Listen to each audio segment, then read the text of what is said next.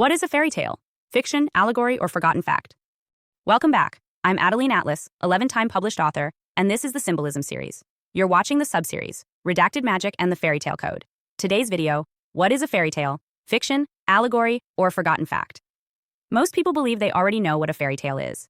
It's the storybook world of castles and curses, magic spells and princesses, often packaged for children with colorful illustrations and happy endings.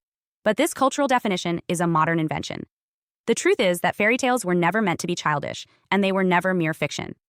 What we call fairy tales today are the edited remains of a much older system of encoded magical memory, oral traditions that carried spiritual initiations, energetic instructions, and social warnings. The deeper you go into their origins, the more it becomes clear. Fairy tales were never just stories. They were survival codes. They were soul maps. So, what is a fairy tale, really? To answer that, we have to go back to the root. The English word fairy tale comes from the French term conte de fées, coined in the late 17th century by salon writers like Madame d'Aulnoy, who were telling stories of enchantment, royalty, curses, and magical transformation. But these tales were already based on far older oral traditions. The French court did not invent magic storytelling.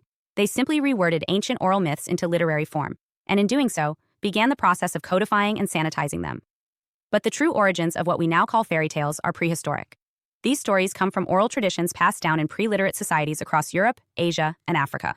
Before people had written language, they used story to encode everything vital: cosmology, law, gender roles, initiations, taboos, memory structures, healing knowledge, and spiritual philosophy. Storytelling was not entertainment, it was memory. A tale was a container that could be passed from generation to generation, preserving coded information about how to live, how to die, and how to transform. And like all good code, it was layered. The surface plot was only the outer garment. Underneath were spiritual mechanics.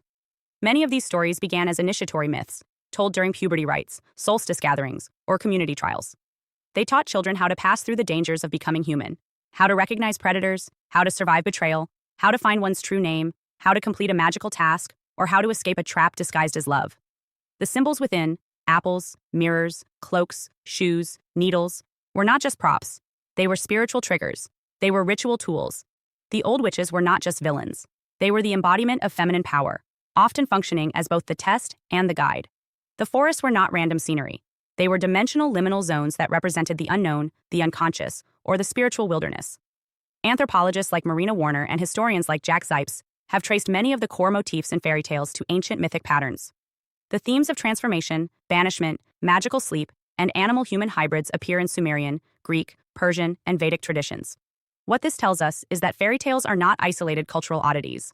They are fragments of a global mystical language. You can find versions of Cinderella in China, Egypt, and indigenous America. You can trace Sleeping Beauty motifs to Norse myths and Eastern European folktales. These are not local stories. They are spiritual templates.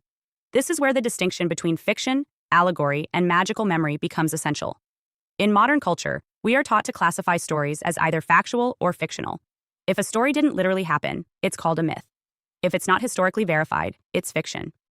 But this binary classification does not apply to oral traditions. In indigenous and pre-modern systems, myth was never false. It was a carrier of higher truth, spiritual law expressed through symbol. And allegory was not metaphor for the sake of creativity. It was encoded instruction. For example, a story about a girl who cannot leave the castle unless she completes 3 impossible tasks is not about literal servitude. It is about internal discipline, energetic purification, or soul refinement before activation. So when we ask, is a fairy tale fiction, allegory, or fact? The answer is, it depends on your definition of fact. If your concept of truth only includes physical, measurable events, then yes, fairy tales are fiction. But if you recognize spiritual mechanics, emotional alchemy, soul transformation, and energetic contracts as real, then these stories are instructions. They are memory, not myth. They are fact, in the sense that they describe how energy moves through the human experience, how transformation occurs, how spiritual danger appears, and what patterns must be broken to become free. There is another aspect here that's rarely discussed. Fairy tales were also political propaganda tools, but only after their magical function was removed. Once church and state realized that stories shaped consciousness, they began replacing spiritual allegory with moral obedience. This shift turned the fairy tale into a social tool. Instead of warning young girls about energetic predators, the tale now encouraged them to marry well. Instead of warning of soul entrapment through glamour, it taught children to obey their elders and avoid strangers. The message became about external conformity, not internal awareness. And once these tales were moved into the classroom and printed in books for children, Their power as oral spell systems collapsed. The fairy was no longer a guardian spirit. It became a cartoon. Another key distinction to make is the difference between myth and fairy tale. A myth is a story explaining the origin of the world, the gods, or human traits, usually set outside of time, often cosmological in scope. A fairy tale, by contrast, is smaller in scale, but no less significant. It deals with personal transformation, spiritual trial, hidden danger, or magical inheritance. Myth often builds the map. Fairy tales teach how to walk it. Together, they form the full spiritual ecosystem of a people. And both were systematically dismantled by colonial and religious empires that feared decentralized spiritual knowledge. So what was a fairy tale, originally? It was a magical instruction encoded into memory form. It was a spell you could speak aloud that would warn, guide, or awaken. It was not written down because it was not meant to be static. It was meant to be lived, retold, and adapted, like a living magical ritual disguised as a bedtime story. It was protective, initiatory, and often traumatic, because real initiation always includes pain, trial, or awakening. The final point is this: these stories are still active. The symbols still work. The same reason these tales are recycled into Hollywood films, stage plays, and Netflix series is the same reason they never die, because the code still resonates. The inner child remembers the map. The soul recognizes the structure. And deep down, even in the Disney version, the bones of the ritual remain. In our next video, we'll explain why these magical components were removed. You'll learn how colonization, church-state alliances, and public education programs systematically redacted these stories and repackaged them as moral obedience tools. Because to fully reclaim the power of these fairy tales, you have to first understand how and why they were dismantled. Fairy tales are not lies. They are spiritual memory systems, and when read properly, they teach magic in code. Hi, I'm Adeline Atlas. 11 times published author and School of Soul has just released one of our most requested deep dives, the Magic and Occult series. This series is not for the faint of heart. It's for those who know there's more going on beneath the surface, behind the media, behind the family, behind the system. This series breaks the spell and hands you the map. The Magic and Occult series includes over 200 videos on 1. Entertainment or ritual. Decoding mainstream media as mass spellwork. 2. Occult families. Spot them. How generational magic and ritual lineage hides in plain sight. 3. Occult symbolism. The signs, seals, and signals used to claim, curse, or command. 4. Esoteric symbolism. Layered meaning, sacred geometry, and encoded messages. 5.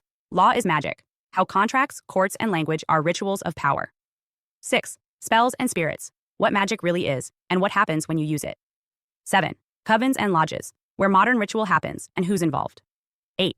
Destiny swapping. How rituals steal timelines, talent, or soul contracts. 9. Energy harvesting. Spiritual parasitism, and how to seal your field. 10. The clairs. Your intuitive senses. Clairvoyance, clairaudience, clairsentience, and more. 11. Become magical. How to strengthen your gifts, protect your mind, and wield conscious force. 12. Miracles are real, divine intervention, faith portals, and supernatural reversals. 13. The chosen ones. What sets them apart and why they're always targeted. 14. The black sheep, the generational breaker, often isolated by design. 15. Targeted individuals, spiritual and technological targeting of aware souls. 16. Gang stalking, organized spiritual and psychological warfare. This is the most revealing, most spiritually advanced, and most protective series SOS has ever released. If you've ever felt something was off about this world, this will confirm it and prepare you for what comes next. Your protection begins with knowledge. Join the SOS School of Soul Vault.